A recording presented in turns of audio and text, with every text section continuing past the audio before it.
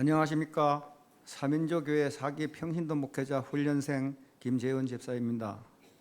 저는 안강 영락교회에 오기 전 사천에 있는 대형 교회를 출석하면서 신앙생활을 하고 있었습니다. 제가 가진 은사를 활용하여 교회 봉사를 하면 신앙이 좋아지지 않을까 생각하여 교회가 운행하고 있던 대형 버스를 운전하는 일에 자원했습니다. 교회에서 봉사 활동을 하다 보면 책임감 때문이라도 주의를 지키게 될 것이고, 그러다 보면 교회와 저 사이도 가까워질 것이라 생각했기 때문입니다. 그런데 교회에 대한 마음의 거리가 가까워지기도 전에 교회 출석하는 것이 어려워지기 시작했습니다. 집에서 교회까지의 거리가 너무나 멀었기 때문입니다. 자연스레 교회 버스 운전 봉사도 포기해야만 했고, 교회와 가까워지고 싶었던 마음과는 반대로 저는 오히려 점점 교회 생활에서 멀어지고 있었습니다. 그러다가 안강으로 이사를 왔고 안강 영락교회에 등록을 했습니다. 이전 교회와는 달리 교회가 가까이 있으니 교회 출석에는 아무 문제가 없을 것이라 생각하면서 이제는 열심히 교회를 다녀야지 굳게 다짐했고, 또 그럴 수 있을 것 같았습니다. 그러던 중 저와 아내를 하나님께 매달리게 하는 사건이 발생했습니다. 어느 날 갑자기 아내의 머리 부분에서 이상한 무언가가 감지되었고, 병원에서의 진단은 피부암이라고 했습니다. 암이라는 말에 우리 부부는 잠깐 잊을만 하면 다시 떠오르는 두려움과 걱정을 안고 매일을 지났습니다. 그러던 중 수술로 종양을 제거하기로 결정되었고, 아내는 수술을 받기 위해 병원에 입원했습니다. 그런데 당시는 코로나가 한참 유행하던 시기인지라 환자와 의료진 외에는 병실에 들어갈 수 없었고, 그런 이유로 저는 병실에 들어가지 못한 채 그저 병실 밖에서 아내를 만나고 집으로 돌아오곤 하였습니다. 아내가 있는 병실에 들어갈 수 없다는 상황은, 그리고 그보다 병실에서 혼자 암의 두려움과 코로나의 공포에 떨면서 외로움에 격리되어 있는 아내를 가까이에서 함께 해줄 수 없다는 상황은 남편인 저에게 심한 좌절감을 안겨주었습니다. 저희 의지와 무관하게 코로나라는 상황 때문이라는 할지라도 아내가 필요로 할 때 아내 곁에 가까이 있어주지 못한다는 사실이 저를 힘들게 했습니다. 그러나 그 때문에 더욱 기도에 매달리게 되었습니다.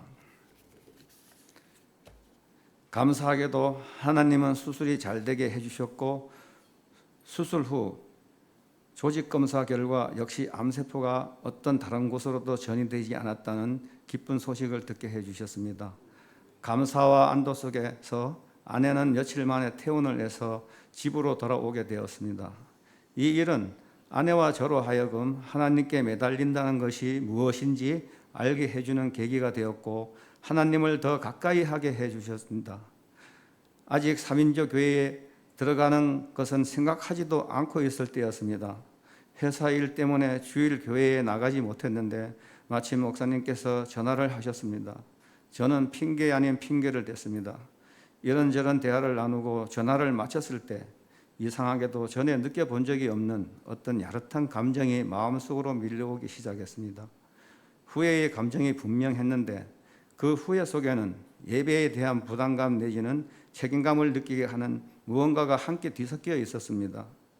그때 예배는 한번 빠지면 자꾸 빠질 핑계거리가 생긴다는 생각에 내리를 스쳤고, 그 순간 앞으로 예배 빠지는 것을 변명하고 합리화하는 핑계 같은 것은 되지 않겠노라고 다짐하고 맹세했습니다. 그러나 돌아보면 저와 아내는 아직도 그때의 깨달음과 결심이 무색한 것을 고백하지 않을 수 없습니다. 저는 저대로 회사에서 일하는 것을 우선주의로 살고 있고, 아내는 아내대로 자녀들이 집에 오면 그것을 핑계로 교회를 빼먹곤 합니다. 지난 5월 연휴 때 아내가 교회를 갈 생각을 안 하길래 교회 나가자고 하니 당신만 나가라고 하는 것이었습니다. 그 순간 이 말이 지금까지 저의 교회 생활을 생각나게 했습니다. 저는 지금까지 교회에 혼자 나가본 적이 없는 것 같습니다. 왠지 제 마음에는 교회에 환영받지 못하는 존재라는 느낌이 자리 잡고 있었기 때문에 항상 나를 아는 누군가 곁에 있어야만 편안했는데 그 사람이 바로 아내였던 것입니다. 이런 불편하고 불안한 마음을 전에 다니던 교회에서 투정반 진담반으로 나는 들러리로 다닌다고 서슴없이 말해본 적도 있었는데 그 말로 인해 장로님 한 분한테 핀잔을 받기도 하였습니다. 아무튼 교회에 혼자 나가고 혼자서 교회 안에 있는 것은 저에게 굉장히 낯설고 어색한 일입니다. 저희 3인조 교회의 참여는 그런 심정을 갖고 있을 때 시작되었습니다. 교회에 발을 들인 지는 몇 해 되었지만 하나님과의 관계는 너무 등한시하였습니다. 들러리 신자라는 인식이 너무 강해서였겠지만 아무튼 안강 영락교회에 오게 된 것을 마음속으로 감사하게 생각하며 이제는 올바른 신앙생활을 해보겠노라고 다짐해보던 중 3인조 교회 이야기를 듣게 되었습니다. 나도 3인조 교회 한번 해볼까 생각하던 중에 이선원 집사님의 권유가 있었습니다. 그리고 햇불 3인조 교회에 참석하게 되었는데 이것이 저의 3인조 교회의 시작이었습니다. 햇불 3인조 교회를 통해 차정남 장로님, 서문교 집사님, 김종두 성도님, 박정관 집사님 같은 좋은 분들을 만나게 되어 감사합니다.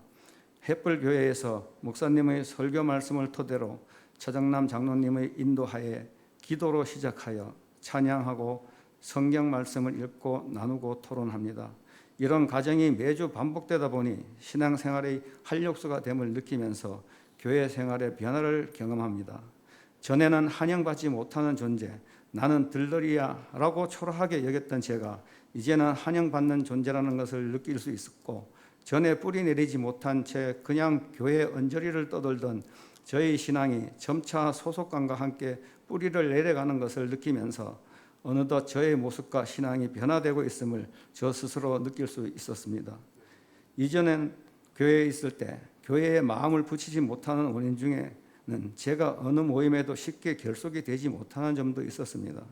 전에는 이것 때문에 저것 때문이라고 환경을 탓하고 누구를 원망했지만 한편 저 자신에게도 문제가 있었던 것이 맞습니다. 그런데 3인조 교회를 하면서 3인조 교회는 저같이 쉽게 결속되지 어려워하는 사람이 좀 더 쉽고 편안하게 참여하고 뿌리를 내릴 수 있게 하는 확실한 장점이 있다는 것을 알았습니다. 햇불 3인조 교회가 더 흥미로운 것은 기도의 나눔을 통해 경험하는 기도, 응답의 경험이었습니다. 주일 설교 말씀에 대한 나눔과 토론이 끝나면 서로 기도 제목을 나누고 함께 기도하면서 기도 제목 속에 들어있는 아픔과 기쁨을 같이 나눕니다. 그때마다 우리가 하나 되는 것 같은 느낌을 받곤 하는데 이것이 은혜라고 생각되니 너무 좋았습니다. 또한 3인조 안에서 서로 나누고 합심하여 기도했던 기도 제목들이 예상치 못했던 방식으로 해결이 되고 새로운 길이 열리는 경험을 하기도 하였습니다. 이런 것이 3인조의 교회의 맛이고 매력인 것 같습니다. 이런 경험들이 계기가 되어 3인조교회 평신도 목회자 훈련에 참여하게 됐습니다. 3인조교회가 이렇게 좋은 것이라면 제가 맛보고 경험한 3인조교회와 같은 공동체를 섬기고 싶었고 이왕이면 잘 섬기고 잘 감당하고 바르게 전하기 위해 평신도 목회자 훈련이라는 전문적 훈련에 도전하게 됐습니다. 하지만 앞에서 고백한 것처럼 아직도 2% 아니 20% 부족하지만 훈련에 임해 부딪혀 배우다 보면 한 가지라도 깨닫고 배울 것이 있을 것이라 생각했고 그 마음이 저로 하여금 훈련을 끝까지 감당할 수 있게 해주었습니다. 감사하게도 하나님께서는 훈련 과정에서 3인조 교회의 두 축 중의 하나인 구약의 말씀 이사야 42장 6절 7절 말씀 나 여호와가 의로 너를 불렀은즉 내가 내 손을 잡아 너를 보호하며 너를 세워 백성의 언약과 이방의 빛이 되게 하리니 내가 눈먼 자들의 눈을 밝히며 갇힌 자를 감옥에서 이끌어내며 흑암에 앉은 자를 감방에서 나오게 하리라는 말씀을 경험하게 해주셨고 그 말씀으로 저를 보호해 주셨고 그 말씀처럼 저를 붙들어 주셨습니다. 지난 3월 겨울이 거의 다 지나고 봄에 들어설 무렵 많은 눈이 내리는 어느 날이었습니다. 폭설에도 불구하고 나쁜 관계로 새벽 5시에 안강 해사를 출발하여 충북 제천까지 9.5톤 탑차에 14톤의 자동차 부품을 싣고 운행하지 않으면 안 됐습니다. 거대한 트레일러인데다가 무겁게 부품을 실었고 많은 눈까지 내리고 있으니 평소보다 더 긴장하여 조심조심 눈길을 운전해 갔습니다. 출발 후 2시간이 지난 오전 7시경 중령터널을 지난 지점이었습니다. 도로는 이미 많은 눈이 쌓여 있었고 이제부터는 길은 급경사 구간입니다. 천지는 하얗게 뒤덮여 있었지만 제 눈앞은 까마득했습니다. 납품할 물건이 있으니 왔던 길을 안 갈 수는 없고 눈이 멈추고 녹을 때를 하염없이 기다릴 수도 없었습니다. 하지만 가려고 하니 사고 위험이 너무 높았습니다. 이러지도 저러지도 못하다가 마침내 가기로 결정했습니다. 하지만 사고에 대한 두려움과 불안한 마음을 떨쳐버릴 수 없었습니다. 이런 상황, 이런 길은 사람의 운전 기술로 갈 수 있는 길이 아니기 때문입니다. 급경사 길인데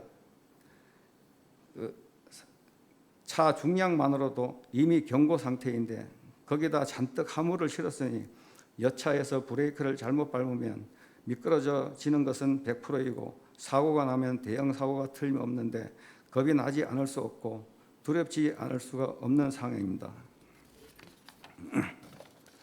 그때 문득 하나님이 떠올랐습니다. 하나님, 위험합니다. 이 급경사 눈길을 무사히 내려갈 수 있도록 도와주세요 하고 짧은 기도를 드린 후 천천히 출발했습니다. 출발했는데 이상하게도 마음이 평안했습니다. 시종 내려가는 길을 차분하게 엔진 브레이크만 작동하여 내려왔는데 마침내 무사히 평지에 도달하게 됐습니다. 도달하고 보니 순간적 생각으로 내가 어떻게 내려오게 됐는지 정신이 하나도 없었습니다. 다만 생각나는 것이 있다면 내려오는 길에 이미 다른 차들이 눈길에 미끄러져 있는 사고 장면들이 있었다는 것인데 제 차가 어떻게 내려왔는지는 통 기억이 나지 않았습니다. 무사히 납품을 다하고 집에 와서 곰곰이 생각을 해봤습니다. 아니, 제가 생각을 했기보다도 그 위험한 눈길을 무사히 내려왔다는 그날의 일이 제 생각 속에서 떠나지 않고 있었던 것이었습니다. 성령 하나님께서 저를 안전하게 보호해 주시고 저와 동행하여 주신 것이라는 말이 아니고는 달리 할 말이 없습니다. 생전 처음으로 느껴보는 경험이었는데 이런 느낌은 정말 처음입니다. 하나님께서 3인조 교회를 위해 평신도 목회자 훈련을 받고 있는 제 손을 잡아주셨고 저를 보호해 주셨습니다. 또한 마태복음 18장 20절 말씀, 두세 사람이 내 이름으로 모인 곳에는 나도 그들 중에 있느니라 하신 말씀처럼 주일마다 3인조 교회로 모여 교회 기도해 온 햇벌 3인조 교회 식구들이 평소의 기도를 들어준 것이라고 생각합니다. 마태복음 16장 24절 말씀, 이에 예수께서 제자들에게 이르시되 누구든지 나를 따라오려거든 자기를 부인하고 자기 십자가를 지고 나를 따를 것이니라는 3단계 자기 부인과 십자가의 도 훈련 단계의 암송 말씀이 언약을 위한 말씀이라는 것을 배웠습니다. 하나님이 은혜를 베푸사 저의 손을 잡아주셨듯이 저도 하나님의 언약의 백성으로 의리 있게 3인조 교회 평신도 목회자로 열심히 헌신하며 살아가겠습니다. 주님이 계시는 3인조 교회로 여러분을 초대하면서 간증을 마칩니다. 감사합니다.